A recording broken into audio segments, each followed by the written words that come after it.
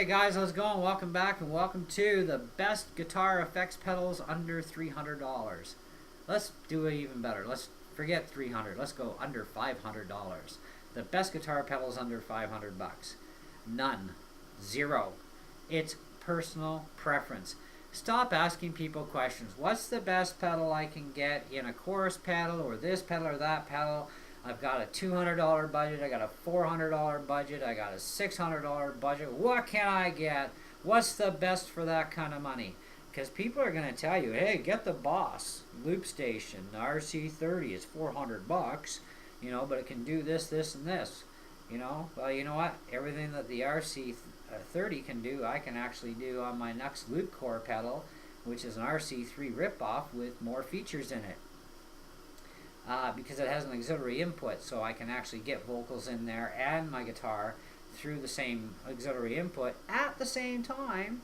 I've got the stereo out, which, yeah, the RC3 has that too. You get two outputs. I've already built my own control foot box, instead of buying pedals and spending a lot of money on that, so I can get more control over the pedal. It has 40 rhythms opposed to 10 in the RC3. It's got... oh God, it's got a lot of features. It's a way better pedal. It's two and a half times cheaper than the RC3. Now, I would like to have that separate track from the Boss RC30 for plugging vocals direct into the pedal, but I go through the mixing board, and my microphone is not preamped, so I have to go through a microphone. In which case I have a stereo cable that comes out of my mixer and into my pedal, and voila, I can do everything the RC30 does, and take up a lot less space too. So yeah, looks like a NUX Loop Core pedal it is, because I have one and I love it. Now, if you want more access to drum rhythms, buy a Beat Buddy. It's a great pedal, it really is. It's a little expensive, but it's a great pedal, and it happens to be one of the best out there as far as having a guitar type pedal for drums, and it does a lot of wicked stuff, which any of these other loop pedals that have rhythm things built in them just can't pull off. So there's good and bad and everything, right? But you can also make up your own loop files on your computer and download them into the Loop Core pedal and use them. Okay, you can do that. So that expands the pedal that much further because you have 99 presets you can screw with. Anyways, so yeah, it's preference. Some guys like MXR, some guys like Outlaw, and Outlaw only has a few pedals. They don't have that many. Boss has a ton, and Boss isn't even made by Roland anymore. It's all farmed out to China. But the Boss is still holding the same big ticket price, even though, they shouldn't be, but... Boss really needs to come down in price too because of the fact that the competition is killing their ass. There's still a lot of Boss fans out there that'll be diehard Boss fans, but MXR pedals, even a lot of the boutique pedals are still way cheaper than Boss. That's the thing. A lot of the pedals coming out of China from Eno, Joyo, Tomslin, these are kick-butt pedals for pennies, in comparison. I was looking at an acoustic simulator pedal, and Boss has one for a few $100, which I was like, I just about choked and died when I saw the price tag. And then I saw, oh, Tomslin has one. Let's go check it out. So I checked out a pile of YouTube videos on it, and that'll do everything. And I don't have to worry about a crap load of extra controls that I don't know what I'm going to need them for anyways. I just need the basics, and it does the job. It simulates an acoustic guitar, and that's the idea. Right? 60 bucks, free shipping. Hey, you can't get a better deal. Okay? And it's a micro pedal on top, so it saves me space on a pedal board if I had one. One of these days I actually got to build one. But you get the idea? Okay? Shop around, investigate, look at videos for different types of pedals and listen to what they sound like and see what you like. Just keep in mind one thing too, when you're looking at YouTube videos on demos, because I do demos for you guys too, I use a lot different equipment, and so does everybody else, than what you may have at home already. Now, I run everything through my Fender Mustang 1V2 amps in stereo, because I've got two of these amps, and they're hooked to my mixer for stereo output. And that's what I use for all my demos and stuff, for that sort of thing. So, but I also have different room acoustics than what you're gonna have. And a pedal like let's just say I don't know, an overdrive pedal or a distortion pedal by Boss, okay, or any brand for that matter, MXR overdrive pedal is going to sound completely different for you than it does for me. You know, I may like the sound because of what it produces out of my amp, but see, I also have two amps tied together in through my mixer.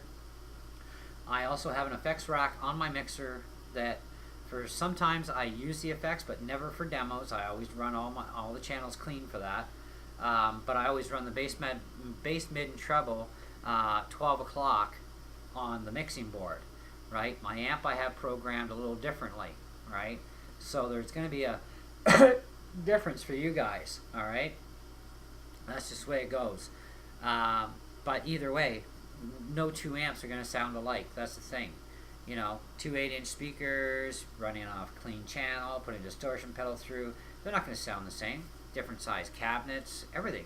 You know, I've got two little Fender amps over here. I've got a DSP amp as well as the Frontman 15G. Now, looking at them side by side, they're both 15 amps. They both have the same size box to them. They both have all the exact same features except for the one amp, the DSP. It actually has a digital signal processing rack in it, and even running that with no effects turned on, it sounds almost identical to the Frontman 15G. Almost identical. There is a difference because of that DSP unit being in there. Okay? If it wasn't for the DSP unit, they would be exactly the same amp, right? And it would sound pretty much the same for the most part. There's always differences. Alright? So even if I use those amps, it's not going to sound the same for you. You know, it may get really close, but is it acceptable enough, right? So when you're looking at pedals too, look at the videos and then go down to your music store, bring your axe with you, which is your favorite go-to axe, try out a shitload of pedals, see what you like, whatever's in your budget, and buy yourself a few pedals. You know, if your budget's only going to cover one pedal, get a pedal. Just keep in mind that pedals don't come with power supplies, and micro pedals don't come with batteries because they don't run on batteries unless you get a battery adapter clip. Otherwise you're using a power supply, so you're going to have to buy a power supply for a micro pedal. Most of your full-size pedals will come with a 9-volt battery if they use 9-volt batteries, but if they don't come with a 9-volt, at least you can buy a 9-volt or buy a power supply. They run either way. Alright, but yeah, check out, it's your taste, it's what you like. You know, because I see people that, the reason I'm doing this video is I see a lot of people, they ask, well, what's the best pedal I can get for 200 bucks that does overdrive or phaser or flange or whatever? And, you know, people give them a whole shitload of different names, right? You know, get this one, get this one, get this one. You go, now you're confusing the poor bugger. You know, like, the guy should never have asked the question to begin with. To be honest, you shouldn't be asking these types of questions. You should be just going to a music store, trying stuff out, see what you like. You got a budget, go within the budget, right? If you need to put the damn thing on layaway for another 2 weeks, put it on layaway, pay off the rest on your next payday. You've got your pedal, you're done, you know? Get what you like for you. Be original, man. Like, seriously, you gotta find your own sound, so hey, you might as well find your own sound. You know, and if it's MXR, fine. If you have to go for the Boss because nothing else sounded quite right to you and the Boss did, well, guess what? The Boss is your winner. And, you know, you could have a lot of people that don't even say anything about the Boss pedal. They could be telling you, oh, go buy the Tomlin or the MXR or something. And a lot of music stores don't carry Tomlin, but they'll carry MXRs or other brands, right? You got to go to China, you know, for Tomlin and a few other things. But hey, who cares? There's videos on YouTube, so you can check them out. Either way, see ya.